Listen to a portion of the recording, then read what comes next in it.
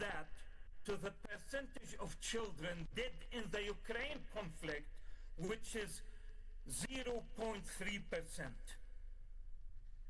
And I want to quote also another South African, Navi Pillay, chair of the United Nations Commission of Inquiry on the Occupied Palestinian Territories, including Eastern Jerusalem.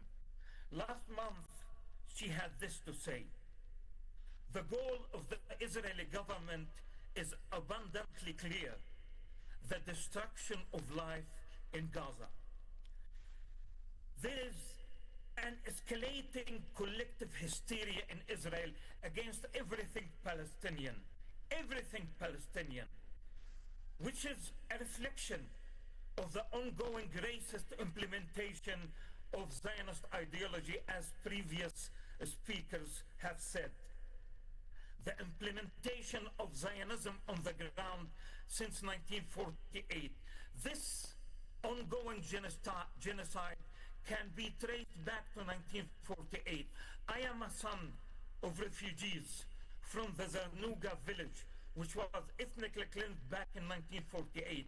Both my parents died in 2005, dreaming of the day when the United Nations Resolution 194 would be implemented, when they would be allowed to return to Zarnuga. That unfortunately did not happen.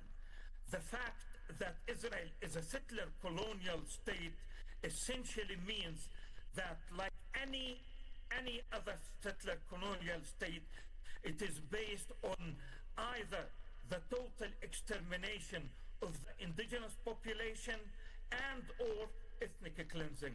Thank you so much.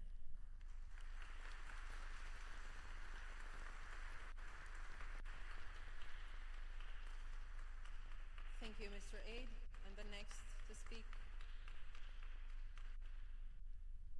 is Noura Erekat, talking about the subject called "We Charge Nakba, Colonial Genocide of the Palestinian People." Ms. Erekat, can you hear me? Yeah, you did.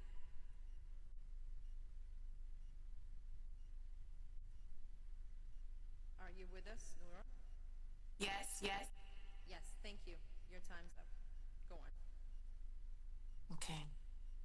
I just want to acknowledge my comrade, Mr. Haidar Eid, Professor Eid. That was quite moving. That's incalculable loss. And may we, in these collective efforts, vindicate those losses with our liberation. My name is Noura Erekat. I'm a legal scholar and a professor at Rutgers University, and I am here in my capacity as an expert in international law. In the time I have, I will address specifically how the genocide of the Palestinian people in Gaza is quintessentially colonial in nature and constitutes the cruelest phase of our Nakba. I will conclude on the implications this has for the rest of the world.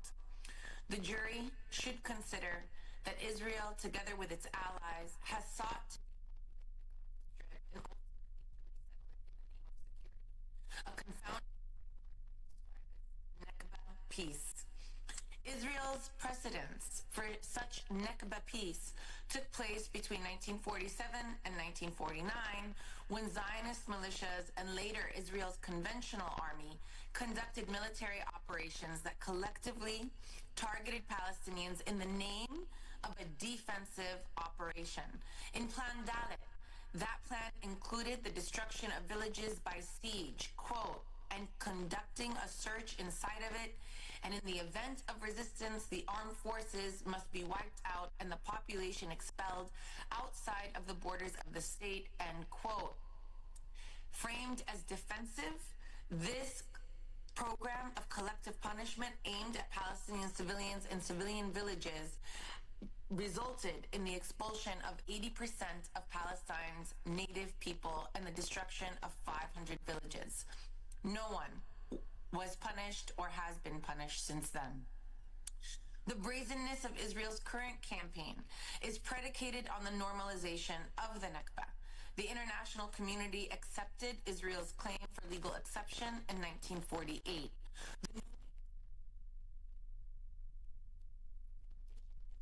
UN membership on the return of Palestinians Palestinian refugees, but failed to do so.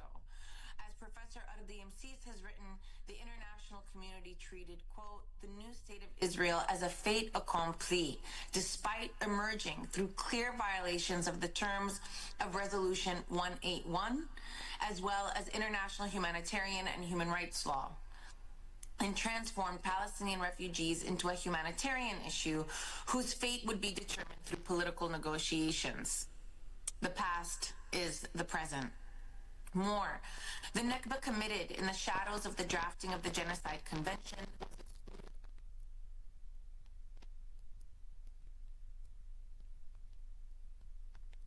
to the newly drafted convention, and Israel, viewed as genocide's canonical victims and reparations, could not be conceived as its first accused genocidaire.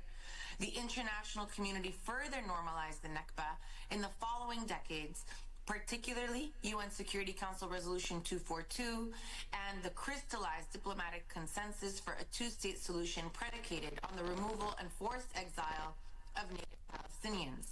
Today, Israel is continuing that tradition of an exception, insisting that its military campaign is justifiably pursued for the purpose of ethnic cleansing. And though it may seem genocidal, they tell us, it is necessary for its sustainable and long-term security. This logic says that the proximity of Gaza, inhabited by 2.3 million Palestinians, two-thirds of whom are refugees seeking to return to their original homes, makes the entirety of Gaza and its population, civilian and otherwise, a threat that needs to be removed or permanently subdued, regardless of whether or not they actually pose a military threat. Accordingly, Israel has insisted that to achieve its military purpose of sustainable self-defense, it should not be subject to red lines of combat and is within its sovereign right to remove the Palestinian population and prevent their return. They are not the first colonial power to make such claims. Unfortunately, however, the Genocide Convention, together with ICJ jurisprudence, do not adequately address this colonial violence. Genocide was legislated as its own unique crime that aimed to exterminate a people based on their immutable character precisely because of that character.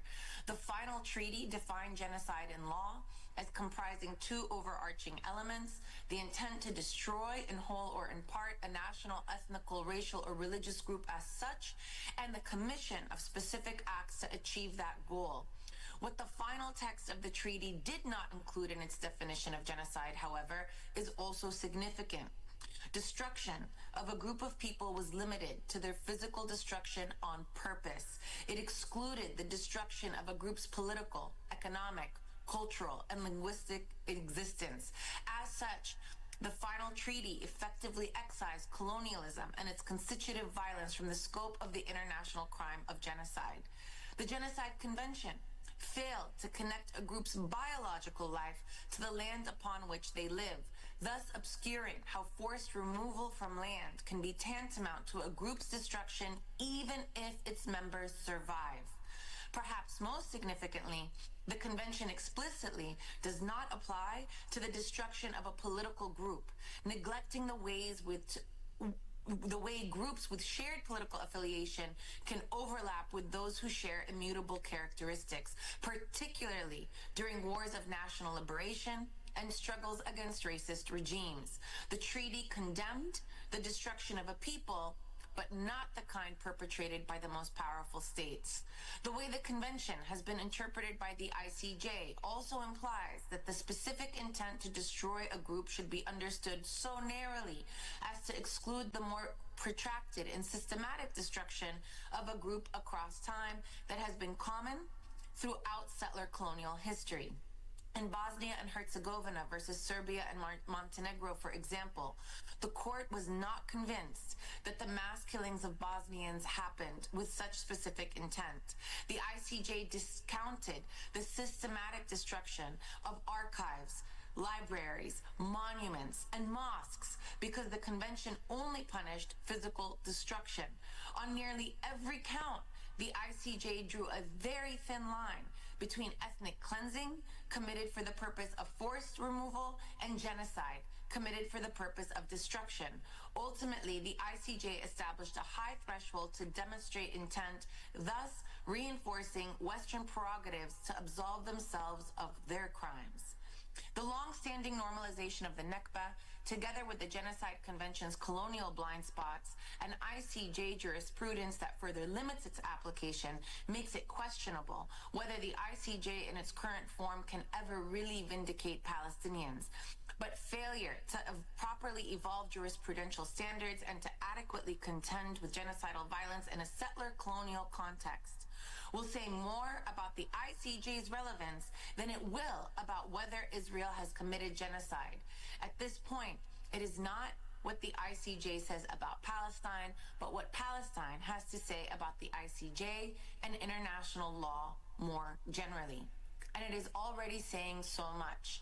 In the past 2 years, the United States in its global role as superpower has had to systematically attack the post-World War II legal order to allow Israel to continue its carnage. Together, the Biden and Trump administrations have made a mockery of the UN Security Council by using its veto 6 times to undermine a multilateral resolution to genocide. They admonished and disregarded the ICJ's provisional measures to prevent genocide, criticized the ICJ ruling on Israel's unlawful presence in the West Bank and Gaza, and imposed on sanctions on anyone aiding the ICC case. Rather than resist the United States, France questioned the ICC's jurisdiction and allowed Netanyahu to fly over its airspace, while Hungary and Poland openly defied the court's arrest warrants. Meanwhile, the U.S. has withdrawn from the Paris Climate Accords, the World Health Organization, and now UNESCO in its bid to continue undermining an international system. It waged a genocide and simultaneously disemboweled international law and the institutions meant to prevent and punish it. As President Gustavo Petro put it aptly, Gaza is a rehearsal for the future. A future where capital sovereignty supplants national sovereignty, where states are led by corporate boards rather than elected governments, where political democracy is attenuated to allow markets to grow unencumbered by the demands for healthcare, labor rights, education, and dignity. We are being primed and desensitized to the violence necessary to forge this dismal future. Palestine is the epicenter of this struggle, where world powers are turning Gaza into a graveyard of international law, as well as basic norms of humanity, including empathy and solidarity. Esteemed jurors, we must defeat these forces in Palestine and save a future for everyone worthy of our children. I urge you to recognize the colonial nature of Israel's campaign, as well as the legal and political limitations that have made calling one of the worst colonial genocides of our time by its name. Thank you.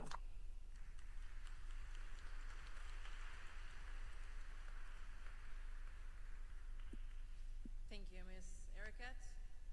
And now, probably the hardest part of this entire year for Witness I and the Gaza Tribunal team was choosing the stories that will be in our section for Witness I testimonials. We had countless stories, countless cases, lives that were all extremely important to us, like each one of us, and we were having a really hard time choosing which ones will be on the list. We tried to have a story from every life segment to show that there is no part of life in Gaza that was not destroyed and that was not damaged. So what you will be hearing for the next 4 days, what you have been hearing for the past year with the Witness I testimonials, are true life stories of the people who were surviving genocide, and unfortunately, until today, 3 of them are no longer with us. So I'm calling for Adwan Abu Muammar for the next few minutes to tell you his story and to tell you his experience, if he's here with us.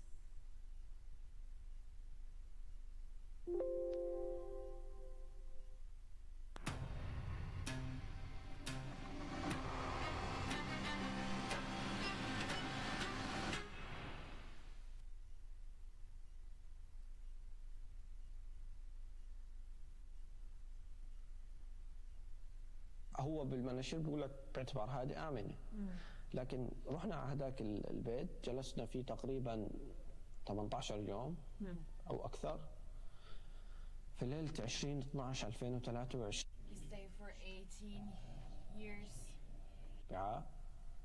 تم قصف البيت علي فيه بدون سابق إنذار وبدون أي شيء. البيت كان يحتوي على أكثر من 10 عائلات، 51 شخص استشهد منهم 30. 51 شخص استشهد 30 أكثر الناس.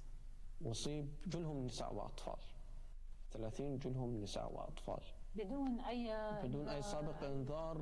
والمشكلة الأكبر إنه الصاروخ اللي بينزل عليك ما بتسمع صوته. هذه الشيء الأكبر. في هذا اللحظة إنه الاتصالات كانت مقطوعة. فأنا طلعت على الطابق الثالث لحد التقط إنترنت. دخلت في الطابق الثالث ولقطت إنترنت. فجأة بدون سابق إنذار، يعني لا سمعت صوت ولا حسيت في شيء ولا أي حاجة، فقط الركام الأرض بتهتز زي زلزال والركام بينزل عليك. مال فينا السقف، فإحنا ملنا مع السقف، علقنا بين سقفين بطون. بمعنى اللي كانوا في الأسفل هم يمكن استشهدوا. هو البيت نزلوا 3 طوابق على بعض هيك. فاللي في الطابق الأول كلهم استشهدوا. اساسا لو بده يجي الدفاع المدني، هو ما بيجي لانه ما عنده خبر. لو بده يجي ما في معدات تطلعنا في غزه او تفحر بين الانقاض، لانه احنا في جثث طلعناها او اشلاء من الجثث صرنا نطلعها بعد 3 يوم ولا 4 يوم ولا. ففي هاي اللحظه كان في بربيش اللي بيكون تحت الكراميكا والبلاط في البنى، فلقيته ماسك، فمسكت فيه، ضليت اشد فيه، ما قدرت اطلع. فزوج خالتي كان جنبي، زقني من وراه وطلعت. فلما وصلت الدرج الآمن قعدت أسحب. ما بعرف سحبت زوج خالتي ولا سحبت خالي، بس سحبت كذا حد معي وبلشنا ننزل. لقيت أنا نزلت على الطابق الأول، والطابق الأول هو كانت المأساة الحقيقية، لأنه كان فعليا فتات. الطابق كان فتات. فهي اللحظة أنا كنت بصرخ بنادي امي، ابويا، تالا، منصور، محمد، امير. كنت بنادي عليهم، بس للاسف ما حد برد لانه كانوا مستشهدين، ما حد. فضليت الفلف حوالين البيت ما على اساس اشوف حدا منهم. كنت ارجع للمكان اللي كانوا قاعدين فيه، هم كانوا قاعدين هان احكي للناس. كان في مئات الناس، وهذه لحظه مؤلمه حقيقه. يعني كان في عشرات من الناس وانت يعني بتصرخ على اهلك مش على حدا، ما في حد قادر يساعدك، رغم انه ممكن حد منهم يكون صديق مقرب لإلك. فهاي لحظة مؤلمة حقيقة، انه انت حوالين عشرات الناس ما حد قادر يعمل لك اشي. فيومها بتذكر تشبتت في حدا وقلت له خدني على المستشفى، لانه ما في اسعاف ولا في اي اشي. فاخذني بسيارته على المستشفى. دخلت باب المستشفى، مجرد ما دخلت باب المستشفى كان على باب الطوارئ بيطلعوا 3 جثث. 3 جثث كانوا ابويا واخواني وأنا أصغرهم.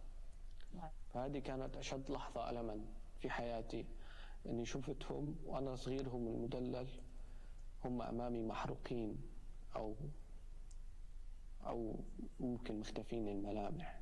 فكنت فاقد 2 بالأحرى بالأكثر، هي أمي وبنت أختي، أمي وتالا. تالا هذه كانت بنت أختي 9 سنين، ملاك. قتلت بالخوف، لأنه اللي أسعفها قلنا آخر إشي لما شلتها كانت تتنفس وحكت لي أمانة ثم انقطع نفسها، وهي كانت كثير بتخاف. عرفنا أنها قتلت بالخوف من هذا الموقف. وقف قلبها بشدة الخوف. فأحد أقاربي بيقول لي في واحدة كانت لابسة جاكيت أسود وجاكيت أحمر وبنطلون أسود، هيك عمرها 9 سنين 10 سنين. مينها؟ عرفت انها فعلا. فمسكت فيه قلت له تالا وينها؟ طلع فيا وسكت، قال لي استشهدت. قلت له الحمد لله مش تحت الأنقاض. هذا كان ردي عليه، لأنه كنت خايف تكون تحت الأنقاض أكثر من إنها استشهدت. صباح التعرف على الجثث كان أصعب من اليوم السابق. أنت بدك تدخل تتعرف من بين 30 جثة على أعز ناسك، لأبك وأبوك وإخوانك وأختك، الناس اللي قضيت معهم طول حياتك تفتقدهم في هاي الأجواء وتفتقدهم في هذا الألم في هذه الأيام. كانت أصعب لحظة إنه أنا أمي ما قدرت أتعرف عليها. كانت الجثة مشوهة؟ ملامح مخفية، ملامح مخفية تهت فيها 3 مرات. يعني أنت صواريخ لأول مرة ترمى إنه تخلي الجثة كاملة بس تخفي الملامح. غريب، عجيب مش غريب. يا ريت حرق البشرة كاملة صفية بس ما فيش ملامح، ما بتقدر تعرف. أنا في يعني هاي لا يشبه شيء شفته في حياتك. صحيح، مقطع لا هي محروق. صحيح، ده مش محروقة، ملامح مخفية فقط. البشرة كما هي لكن ملامح مخفية. فهذا وصلني لحد الجنون. لحتى الآن أنا بفكر في هذه اللحظة في حياتي. أنا دفنت أهلي كلتين في حضن بعض، كلتين بيحبوا بعض، دفنتهم في حضن بعض في قبر واحد. للآن لا زلت أتمنى أني لو حضنوني في تلك القبور.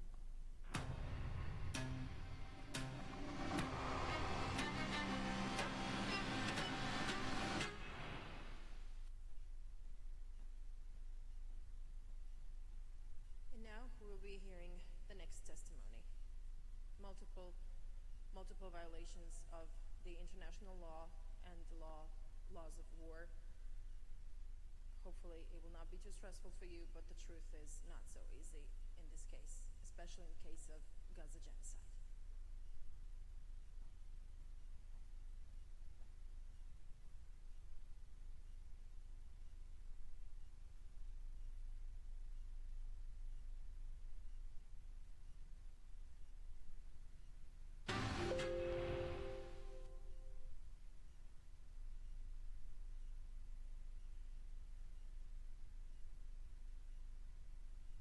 جنات سريم كان أبشع مناظر ممكن تتخيلها في حياتك. وأنا هذا عشان الشهادة يعني. كانوا مسلين في الناس. كان في بيت شبه مهدوم كانوا حاطين فيه بنت صبية مع الأسف. كانت يعني شبه يعني خالعة ملابسها طبعا بالإكراه عايشة. واقفة زي يعني زي إهانة إنه هذا أنتوا هذا إحنا، شوف إيش راح بنسوي فيكم. يعني هم مجبرينها على التعري وحاطينها في مكان اللي مارر عنها يشوفها. يعني والبنت كانت في حالة نفسية صعبة جدا. إمها كانت وراها. مجرد ما البنت كل ما بدها تخش مثلا لجوا الأم تصرخ عليها وعدهم طخونا وعدهم طخونا. ناهيكي طبعا عن يعني كانت أيام صعبة. ماذا رأيت أيضا على حاجز نتسرين؟ أشلاء شهداء بتحللوا، إذلال، إنسان شايل جريح أو شايل طفل أو طفلة بعمر أعوام بقول له سيبها أعطيها لأي حدا وتعال. كانوا يعتقلوا الشباب وأيضا الفتيات من الحاجز، يختاروا بشكل عشوائي صحيح؟ الكبار والصغار والحوامل، ما في يعني ما في أي تمييز. كل جرائم الإبادة موجودة في الاحتلال الإسرائيلي. ما خلى، أنا حكيت من الأول، لا خلى شجر ولا خلى حجر ولا خلى مسجد ولا خلى جنين ولا خلى طفل ولا خلى رجل مسن أو شاب أو إلى آخره. حتى بالأمس في مدينة رفح يعني حفروا حفرة كبيرة في إجلاء سكان مدينة رفح بعد الهدنة. وضعوا الشباب جميعهم في حفرة كبيرة وأعدموهم إعدامات ميدانية مع الأسف أمام أهلهم. النساء يصفوا على جنب، وطبعا الطريقة يعني اللي خلوهم يصفوا فيها على جنب يعني جلوس وحاطين ايديهم على رقابهم ومطمنين رؤوسهم، يعني هاي الطريقة. والشباب في شباب عملوا لهم نفس النساء نفس الطريقة، ولكن في شباب أخذوهم ضربوهم ادعوا إنهم من حماس.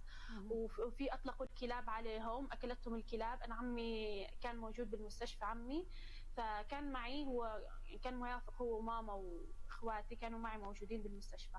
هو عمي كان مدني، كان مسالم، بس هو كان طبيب تحاليل طبية، فأخذته اليهود وكانوا بدهم يعتقلوه وأطلقوا الكلاب عليه. يعني إحنا تعبنا فيه إنه هو ما اعتقلوهم اليهود، يعني يضلوا يعني موجود الكلاب معنا نهشته وهو موجود في المستشفى. صحيح. كيف أطلقوا الكلاب على عدد من كيف وضعه الصحي؟ الحمد لله أحسن، يعني هو طبيب وأحسن الحمد لله وضعه. يعني هو تهمته إنه هو طبيب مخبري. صحيح. والأطفال كانوا كتير خايفين بسبب الموقف اللي صار، يعني جنود وأسلحة وكوادكوبتر ورصاص، ومنظر الأهالي وهم يعني نازلين حاطينهم أيديهم فوق رقابهم، هذا منظر كتير بخوف. وبالنسبة للأطفال يعني في ناس، يعني أنا بتذكر الولد اللي جنبي كان ينادي على أمه يحكي لها ماما أنت بخير أنت منيحة، فأنا يعني صرت أهدي فيه وأحكي له أمك منيحة وإن شاء الله ما راح يصير شيء، لأنه يعني اليهود طخت عدد من الناس أمامنا، يعني من الناس اللي كانوا موجودين. وهناك كان لدي أحد أبناء العم أيضا كانوا من ضمن الفريق الطبي داخل المستشفى كمان العدوان، وبقي حتى آخر نفس يعني في المستشفى، وتم اعتقال جميع الكادر الطبي حاليا من المستشفى، وبيتم فرض عليهم يعني حتى أن عرض المنسق الإسرائيلي على صفحته فيديو لابن عمي وهو يتحدث. الصوت ليس صوته، وحركة الشفاء ليست منه، لكن ركبوا عليه الصوت بأنه نحن من كتائب القسام ومن المقاومة ونختبئ بين المستشفيات ونحاول أن نحمي أنفسنا بين المرضى. يعني هم كمان مش استهداف فقط، بيعملوا استغلال الرواية تاعتهم ونشرها بطريقة أنه هذا هو الكادر الطبي، هو أساسا من المخربين والإرهابيين وإلى آخره.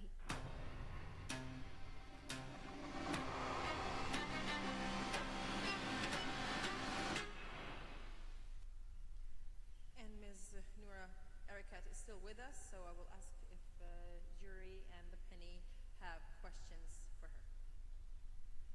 Are there any questions from the jury for Noura Erekat? We're returning to the segment where Noura was speaking.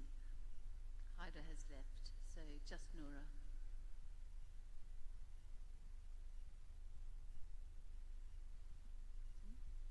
Sami, you have a question?